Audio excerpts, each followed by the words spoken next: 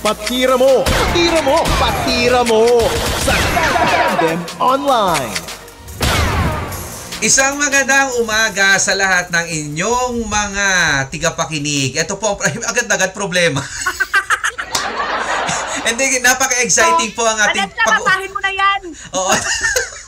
Napaka-exciting talaga yung ating problema. I mean, ating patira ngayong araw na ito. Siyempre, magpapakilala muna kami, lalong-lalo na sa mga baguhan po nakikinig at nanonood sa ating YouTube podcast at nakikinig sa ating Spotify podcast na nakadistribute din po yan sa iba't ibang mga podcast platform. Maraming salamat sa pagtangkilik. Siyempre, sinasama nyo kami sa lahat ng inyong mga piniplaylist, sa lahat ng inyong mga pinakikinggan habang kayo papunta ng work, habang nagre-review ka. Nako, pampagulo talaga kami dito sa inyong mga podcast. Lahat ng mga S-friend po natin, welcome. Ito ang Patira sa Tandem. Kasama ko syempre ang aking one and only partner, si DJ Tex.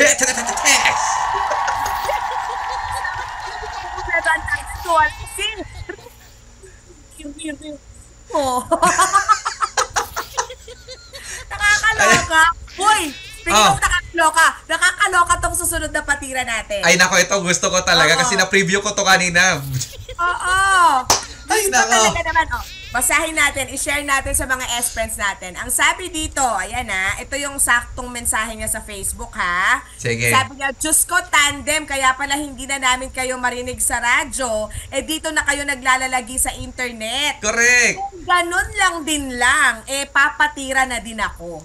Patira po ang landlord na nakilala namin nitong nakaraang linggo. Natawagin na lang po ninyo sa pangalang Manang Biday.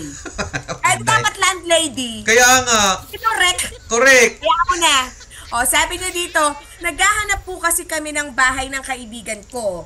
Dahil pareho kami ng area na pinapasukang trabaho. Nakita namin na nag-post siya sa Facebook na pinaparentahan niya ang bahay nila sa halagang 1,200 a month. Pero iisa lang ang picture. Sabi namin ng kaibigan ko, sige, puntahan na lang natin para sigurado kami kung okay ba. At nang makapag-down na kami at matirhan na. Nakipag-usap kami kay Manang Biday sa Facebook at nagsabi kami na interesado kami na pupunta kami sa bahay na pinaparentahan niya. Pumayag siya at kinabukasan niya ay nagpunta na kami ng kaibigan ko. Laking gulat namin na parang hindi bahay na maituturing ng pinaparentahan ni Manang Biday. Hindi kami maarte ng kaibigan ko, Rico at Tess. Pero grabe naman ang bahay na gustong parentahan ni Manang Biday. Sira ang pinto, din ang dingding, bakbak ang mga pintura, basag ang inidoro, nakahubad pa ang mga saksakan, at parang kahit anong oras ay magigiba na lang mag-isa. Nagalit pa si Manang Biday sa amin kasi nakita niya ang tinginan namin ng kaibigan ko at ang reaksyon ng mukha namin nung magtungo kami sa bahay na yon. Sabi niya, kung alam lang daw niya na maarte kami ay sana hindi na siya nag-aksaya ng panahon sa amin. Nag-sorry na lang kami ng kaibigan ko at umalis. Pero hindi kami makamove on dahil hindi namin lubos maisip. Paano matitirhan ang bahay na yun? Patira po, Tandem, salamat at more power sa inyo. Aiko ng Pampanga. Ay nako, ito ha, mga S-friend ha, siguro sa editing sa editing to partner, isasama ko talaga kasi pinicturan po nila kasi ito. So ito ha, katulad ng mga description na sinabi ng partner ko, ayan, totoo talaga. Ito ha, partner. Oo, partner, tingnan mo talaga to, partner ha. Check mo yung Diyos ko, paano nga naman? I mean, baka naman hindi, alam mo yon, gusto kong isipin na baka nag-e-expect sila tapos hindi lang na-meet yung expectation. Pero kung ganitong level, partner, parang... Nakita mo ba sa messenger? Nakita mo? Oo. Parang baka masiraan ka naman ng bait, lalo na kung isasama mo sa budget mo yung pambayad dyan. Alam mo yun? Sabi yung 1-2 per month. 1-2 per... 1-2. Mga S-friend na ganito yan ha. Real talk lang tayo. Kapag halimbawa too good to be true na masyadong mababa, alam mo yun, huwag ka maniniwala talaga na ang ganda din ng makikita mo dyan. Di ba? Kasi Ito ipapalagay na lang natin ito kay dun sa ating editor. I-share natin sa kanila yung picture. Oo. So ito sa mga nasa podcast, syempre hindi po kasi kami nakikita dyan. Totoo yung sinabi ng ating patira sender ngayon na talagang halos parang, Diyos ko Lord, hindi mo matitir. Partner, ikaw ba? Libawa, worst comes to worst, ito na lang yung nakikita mo pinakamura. Pupuntahan mo to? Titirahan mo to? Alam mo, ano naman tayo, Rico? Hindi naman tayo maarte, cowgirl, cowboy tayo. Pero kung ang usapan, yung tipong magbabayad ka buwan-buwan para sa isang espasyo na titirhan mo, hindi naman ganito, Rico. Na parang, alam mo yung parang... Alam mo, parang pinagdarausan ng mga ritual, mga ganun.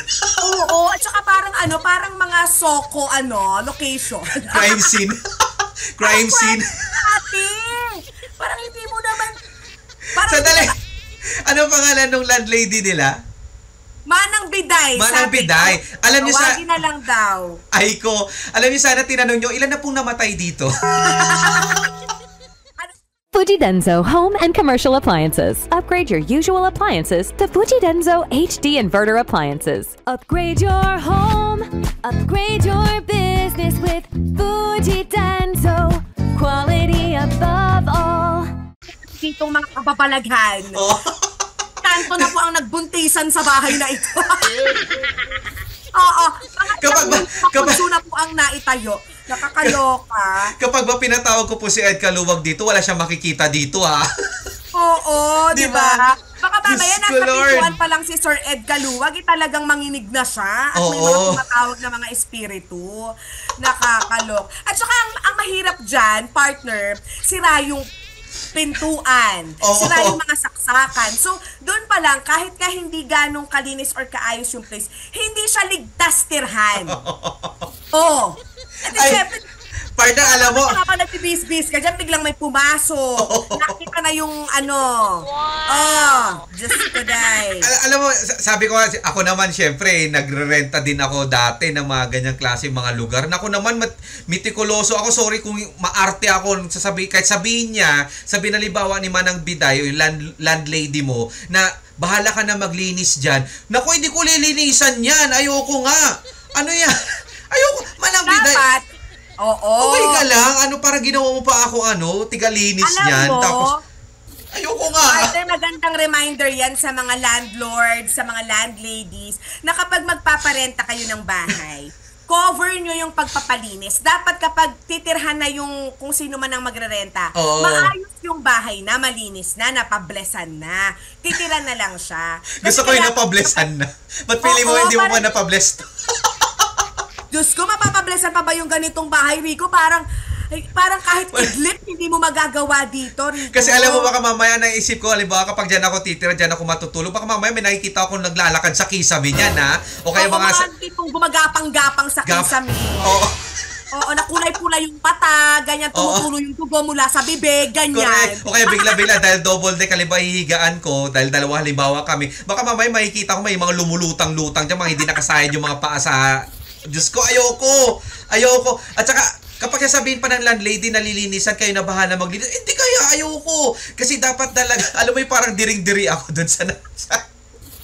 Hindi naman sa pagiging Sorry na. Kasi diba, ang hinahanap nila, yung tipong, isasama mo sa budget mo, magbabayad ka buwan-buwan. Correct. Tapos siyempre, tas pati inidoro, basag. Nagkakasugat-sugat pa yung wet paro mo dyan, day. Diba, earn na ka na nga lang, masusugatan ka pa, ate. At saka tingnan mo naman yung bahagi naman ng niya, ng kusina niya, tsaka yung sofa. Ano ba yung sofa? Ilan na ba yung pinagdaan ng niyan? Baka panahon pa ng hapon yung mga sofa mo dyan. At saka, sorry ha.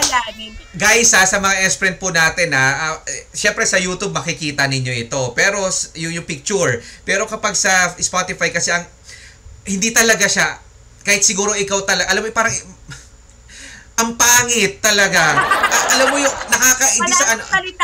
ang pangit, nakakadiri. Alam niyo kung ganito na lang sana ginawa ni Manang Biday, di ba? Dilinisan niyo na, pinapinturahan niyo na para maitago yung pangit na mga anggulo nung bahay mo. Kasi alam nyo, kahit ako siguro titingin, kasama tayo nila Aiko, titingin, alam mo talagang uurong ka dito.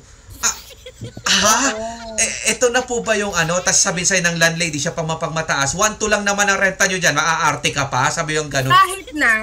Kahit na. Alam nyo, kahit hindi mataas ang sinila ninyo, sana man lang maayos nyong ipapakita o patitirhan yung mga bahay. Lalo na 2 babae yung titira, si Aiko at yung kaibigan niya. Baka mapasukan na sila ng mga uod dyan, mga alien-like na mga parasites, diba?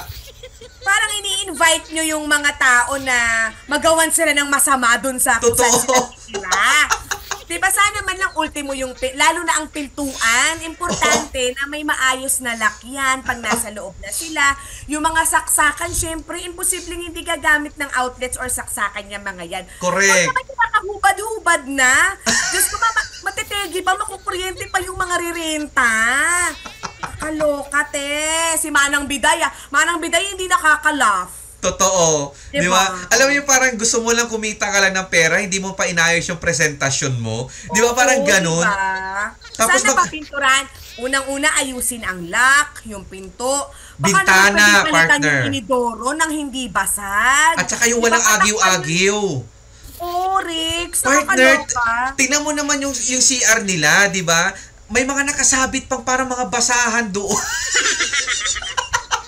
Alam mo, hindi namin kinakaya ni Rico ang patira na ito, ha? In fairness, parang ito yung isa sa mga patira na parang hindi kami makakatulog ni Rico. Parang na-trauma kami, Manang Biday. Parang tinroma mo ang parang nahabag kami ng sobra-sobra naman doon kay Aiko. At saka hindi ganyan magtira sila sa ganito, kaya hindi man kayanin ng mga bagets siya magtira sa ganyan. Oy! At saka partner, di ba? Parang alam na ni Manang Biday na talagang aayawan talaga yung niya, pinaparenta niya. Kasi yung part pa lang na nagtinginan si na Aiko at yung kasama niya, parang di ba naging defensive na si Manang Biday agad. Ibig sabihin, hindi lang kayo ang umayaw dyan, baka marami nang umayaw dyan. Kaya alam na ni Manang Biday ang isasagot niya. Ngayon sana Manang Biday, kung magpaparenta ka, tapos ipopost mo pa sa Facebook yung ganyan talagang itsura. Manang Biday. Alam mo Manang Biday, ha?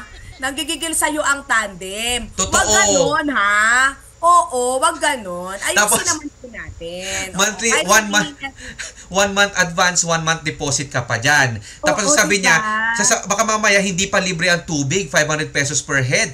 Yung kuryente nyo, yung kontador, may sariling kontador. Bawal gumamit ng plancha, bawal gumamit ng rice cooker, bawal ang bisita, bawal mag-ingay, bawal mag-inuman, bawal ang bata, bawal aso at pusa, bawal maglabas. So ano gagawin nila dyan? Baka naman ang hanap mo, mga tipong gusto lang ng pwesto sa inuman. Pat session. Gusto ng pwesto pang session. Charet! Hindi naman sa Manang Biday. So ang magiging tawag din sa mga borders dyan, mga sessionista.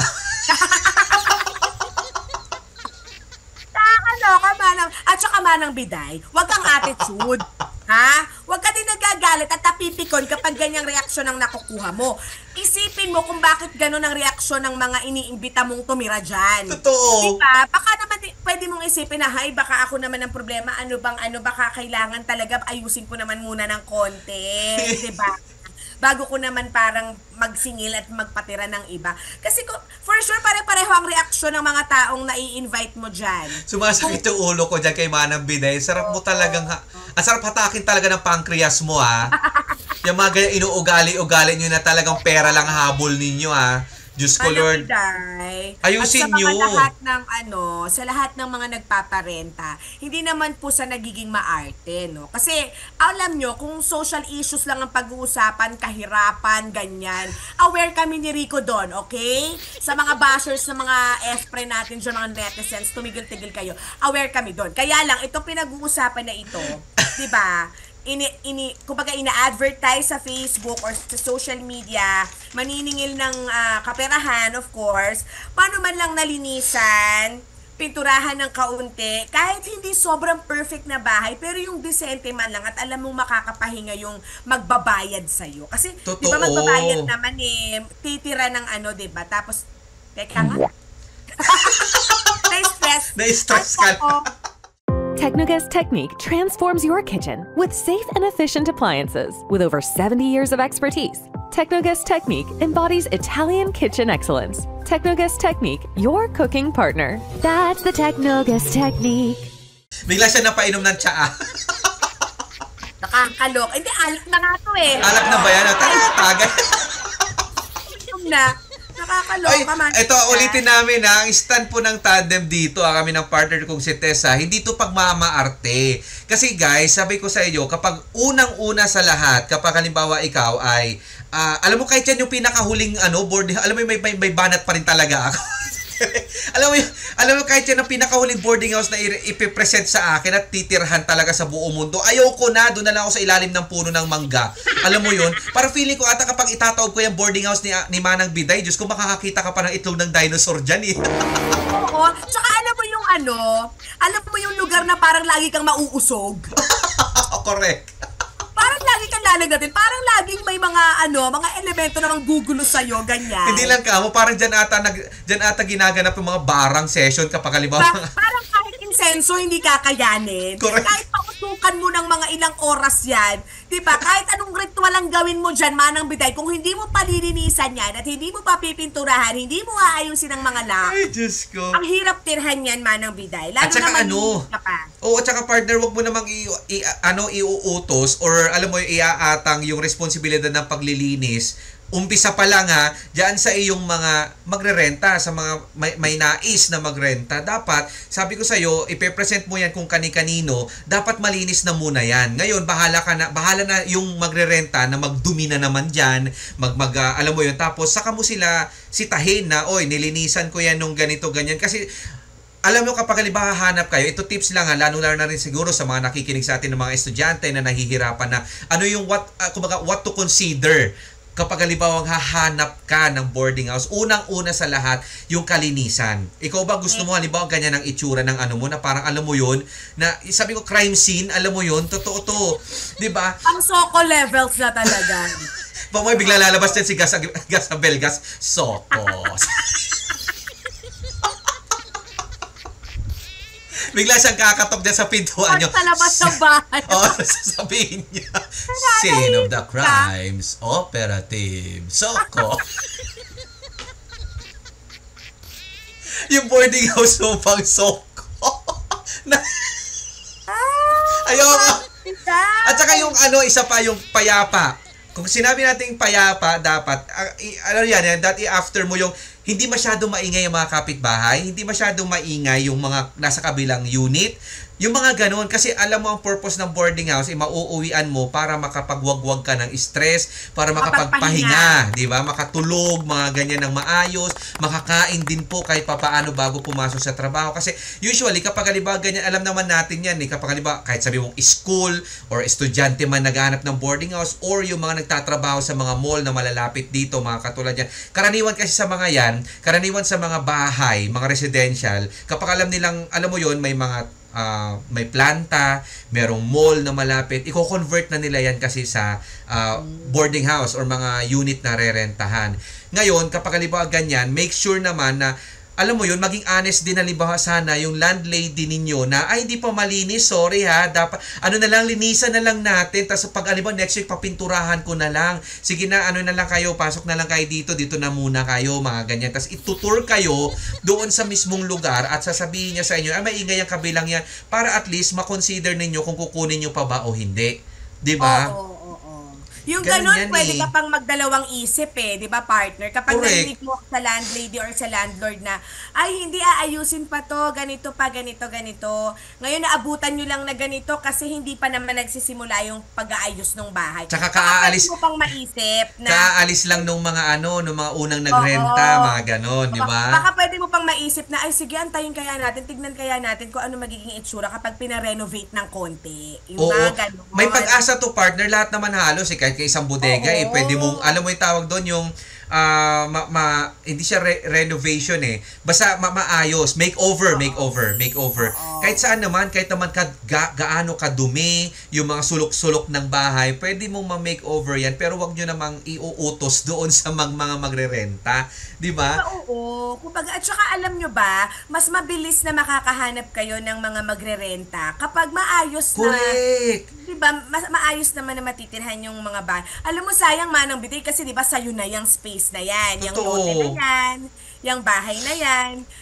Pag igtingin mo na lang na maging maayos naman siya sa paningin at sa damdamin na matirhan, for sure mag-aagawan ng mga tao na tumira dyan. Oo, hindi mo Pero kailangan... sa lagay na yan ngayon, Manang Biday, aba kahit si Garm na aso namin, hindi mo mapapasok dyan.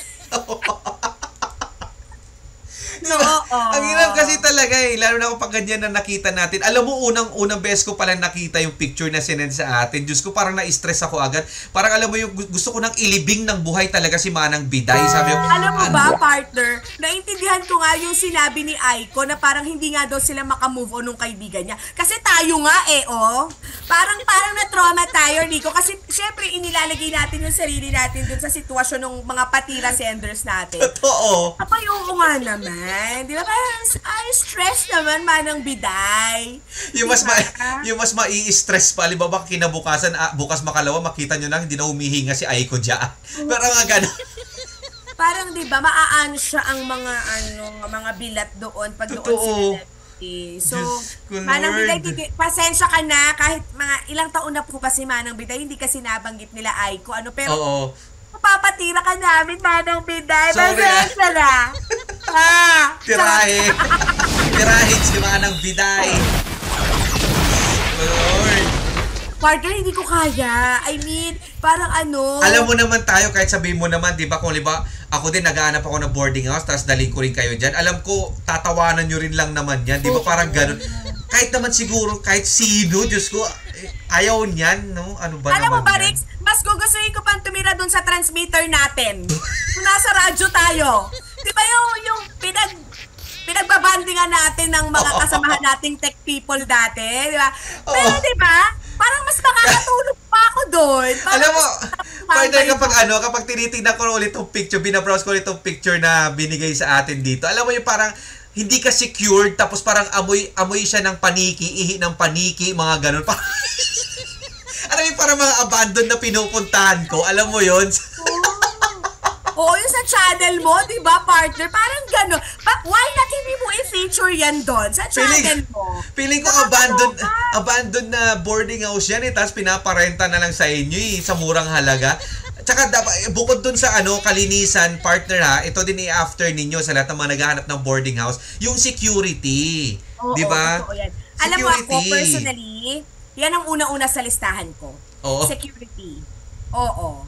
Diba? Kasi ayaw mo naman na parang lagi mong iisipin na may papasok ba? Totoo. Nagkakapit ka, naghuhuk ka ng bra mo dyan. Kasi kakaligo mo lang, may tapis ka pa sa ulo. Tapos maririnig mo parang gumagalaw yung doorknob. Totoo. Diba, Ate?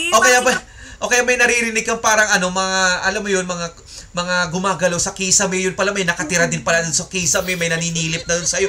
Diba may mga ganun? Alam mo parang mga epekto to ng mga movies na pinapanood ko lately, yung mga ganyan. Kasi kami din ko sa mga ganyan. So, pero diba, Manang Biday, pasensya ka na sa pagpapatira namin sa'yo, pero parang nabigyan mo kami ng ansya ni Rico sa mga panahon na ito. At saka sana, kung makarating man sa'yo na may nagpapatira sa'yo, ay ma-realize mo na ayusin naman po ang mga unit ninyo na ipinaparenta. Totoo. Diba? Hindi yan sa pagpapakatotoo, Manang Biday, talaga, dapat mang-i-present up. Kumbaga parang magbebenta ka ng produkto na sira-sira, sino bibili niyan? Diba? Parang ganun Kaya magtigil ka, Manang Biday, parang ang tanga. Ano ba naman yung ginagawa? Manang Biday talaga, Manang Biday, parang nananarantado talaga ng tao si Manang Biday. Manang Biday, di kami nakikipagbiruan dito, ha? Huwag mo kami Dapat sana Aiko, pinicturean niyo si Manang Biday. Nako naman, para makita ko ba nasasalubong na namin yan somewhere, ha? Di ba? Hindi natin alam. Si Manang Biday, yan yung mga naka-rollers pa yung buhok, naka-duster. Ay, tapos partner. Nakapamaypay na abaka. Tapos, alam mo yung parang sasabihin pa niya sa'yo, alam mo yung alam ng ganyang klase mga tipo ng landlady, yung kung kailan ka sasahod, mas alam pa niya kung kailan siya darating, at magkano ang sahod mo, sila pa yung mas nakakaalam di ba? Tapos pag halimbawa 20, sabi mo na 19 pa lang, andyan na siya ng gabi at maniningil na siya. Parang gano'n nakikita ko kay Manang Biday. Kasi pera-pera lang Di ba? Pera-pera lang Oo. Naku, Manang Biday ha, stop natin yung mga ganyan. Oo, wag ganon. Kasi magandang business yan actually, Rico di ba? Yung pagpapaupa ng bahay. Oo, totoo naman. Magandang negosyo yung ganyan. Pero, ayusin naman natin. Kasi deserve naman din ng mga nagre-renta na makapagpahinga sila ng maayos. sa titirhan nila na bahay. At saka partner, di ba, maaatim mo ba na ipopost mo pa yan sa Facebook, mas maraming mang-o-okray sa'yo.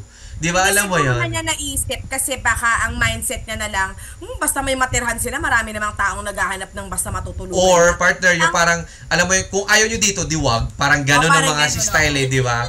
Ay nako. Kasi nga parang, di ba, pala kayo, di kayo walang bahay, parang gano'n. Totoo. Parang walang puso. Alam mo yung mga landlord at landlady na wala man lang kaamor-amor, wala man lang kakunting damdamin sa negosyo nila para sa mga magre-renta. Kaya kung ako lang din sana, di ba, dagdagan nyo na lang kaya sana kahit papaano meron na ng kalandyaan, bibili na lang ng gasol yung mga ano. Kasi parang puro, feeling ko din dyan, parang bawal ka rin maglagay ng plancha, bawal ka rin maglagay ng table para sa desktop or kaya laptop mo. Bawal lahat, parang as is dapat. Parang bawal nga na masaksakan kasi nga sabi nga ni Aiko, nakahubad pa yung mga outlet O kaya talagang tama lang partner, bawal yung tirhan. Yan na yun. Parang gano'n na lang ganun siguro. Na lang. Bawal tirhan. Oo, wag na lang muna siguro. Parang hindi pa naman kasi talaga ready. Correct. Ay nako, maraming salamat at kahit papaano alamin na share namin yung stress namin dito sa patirang ito, Diyos ko Lord. Kauumpisa pa lang ng taon, may mga ganitong klaseng mga patira na tayo. With pictures pa. Mas lalo ako na-stress dahil may pictures talaga, partner. Kaya kung sa mga nakikinig sa atin sa podcast natin at hindi nyo nakikita to, puntahan nyo po itong video version niya, itong patira nating ito, sa YouTube. Kaya mag-subscribe ka na rin po doon sa Patira sa Tandem ni Tess and Rico sa YouTube. Pareho din po yung pangalan niya dito po ngayon sa podcast na ito sa Spotify, sa Google. Alam ko, abot din tayo sa Google, sa Chaser, at kung ano pa mga paborito ninyong podcast platform. Maraming salamat dahil na-i-include nyo kami sa inyong mga pinakikinggan ngayong araw na ito. Correct. Salamat po sa pagsama sa amin ni Rico na partner ko ng paghahasik ng lagim namin sa mga patira ninyo. Oo. Tandaan, good vibes lang po dito sa ating patira sa tandem. Kaya kung ano man po ang inyong mga reaksyon, komento, let us know lang po. Open po ang ating comment section. Correct. At kung may mga gusto rin kayong pag-usapan namin dito, good vibes lang, pagtawanan, or gusto nyo lang madagdagang perwisyo sa buhay nyo at magtawanan lang tayo dito, open po ang aming mga account. So again, sa Facebook po, search nyo lamang Patira sa Tandem. Maraming salamat kay Aiko ng Pampanga sa pagbabahagi ng nakaka-stress si May na patirang ito, at Manang Biday, umayos-ayos ka, ipagdadasal ka namin. God bless you po. Hanggang sa susunod po natin na episode, mga S-Friend, tutukan nyo lamang po syempre kami dito sa mga nabanggit namin mga platforms. Kasama ko syempre, walang iba kundi ang aking partner, si DJ Tess. At syempre, ang nag-iisang si Rico, dito yan sa Patira sa Tandem! Bang, bang, bang, bang, bang!